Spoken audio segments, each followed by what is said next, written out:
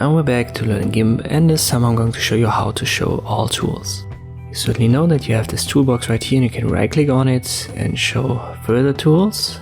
For example, right here the transform tools, there are a bunch of them. You can also go to tools up here and find them sorted under selection, paint and transform tools. But you can directly show all of these icons if you go to edit, preferences.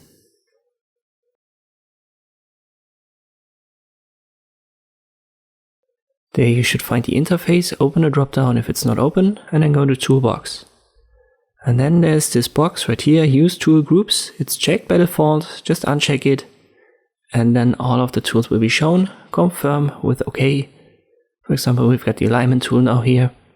And all of the transform tools are spread out. If you don't want to have that, go back to edit, preferences, interface, toolbox, and check the box again. Confirm via OK. Just a quick tip today, but I hope it was helpful. Thank you for watching, and I'll see you next time.